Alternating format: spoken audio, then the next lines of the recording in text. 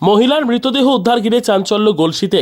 গাছের সাথে হাত বাঁধা ও গলায় কাপড় জড়ানো ঝুলন্ত দেহ উদ্ধার ঘিরে চাঞ্চল্য।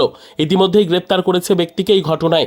মর্মান্তিক ঘটনাটি ঘটেছে পূর্ব বর্ধমানের গলসির পুরন্দগড় কলাবাদ এলাকায়। স্থানীয় সূত্রে জানা গেছে, রবিবার এক কৃষক মাঠে যাওয়ার পথে পুকুর পাড়ে একটি মহিলাকে গাছের সঙ্গে হাত বাঁধা এবং গলায় কাপড় বাঁধা অবস্থায় দেখতে পান।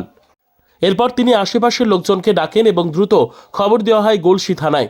খবর পেয়ে গলসি থানার পুলিশ ঘটনাস্থলে পৌঁছে মহিলাকে উদ্ধার করে পুরসা ব্লক প্রাথমিক স্বাস্থ্য কেন্দ্রে নিয়ে যায়। তবে সেখানে কর্তব্যরত চিকিৎসক তাকে মৃত ঘোষণা করেন।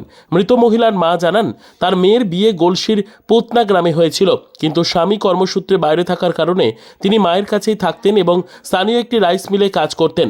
গত 3 দিন ধরে তিনি বাড়ি ফেরেননি। গতকাল সন্ধ্যায় বাড়ি ফেরার কথা থাকলেও তিনি ফেরেননি। এরপর এদিন খবর আসে তার মৃতদেহ গাছে বাঁধা অবস্থায় পাওয়া গেছে। এই ঘটনায় ইতিমধ্যে এক ব্যক্তিকে গ্রেপ্তার করেছে গলসি থানার পুলিশ।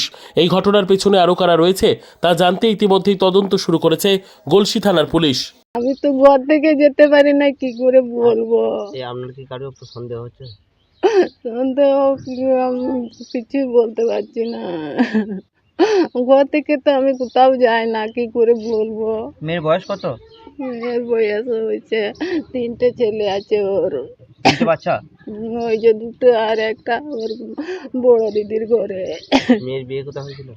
পদ না, শাশুড়ি মরে গেল, দিয়ে শ্বশুর তো নাই, দিয়ে ওর স্বামীটা কাজ করতে বাইরে যেত, দিয়ে সেই জন্য থাকে না, দিয়ে এখানেই থাকতো। এখানে কতদিন আছে আপনার কাছে? আছে অনেক দিন থেকে আছে। কোন 7:30টা খবর পাই, এসে দেখছি বডিটাকে এমন বেঁধে দিয়েছে কাপড় দিয়ে, মনে হচ্ছে বডিটার উপরে অত্যাচার হয়েছে।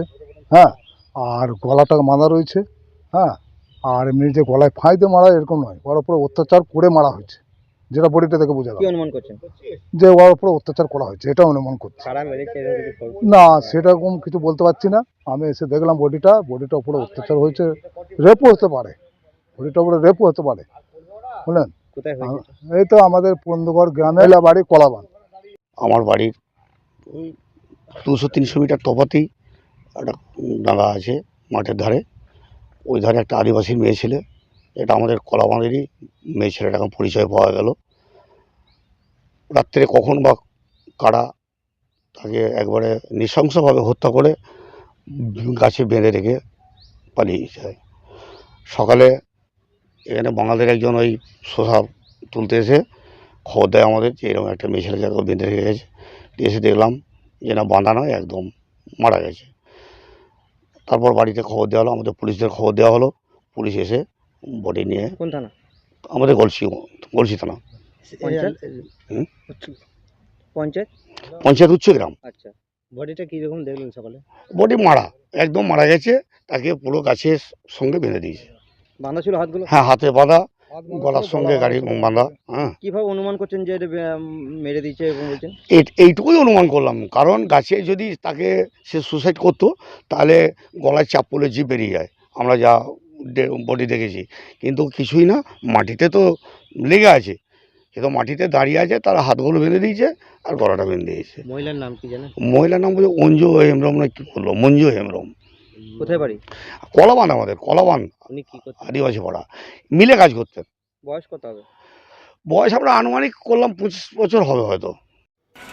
Bureau report, PB news. Dreamland nursing home, ঠিকানা ইন্দ্রপ্রস্থ, বাবুরবাগ, পূর্ব বর্ধমান। পিন নম্বর 713104। যোগাযোগের নম্বর 9775163111।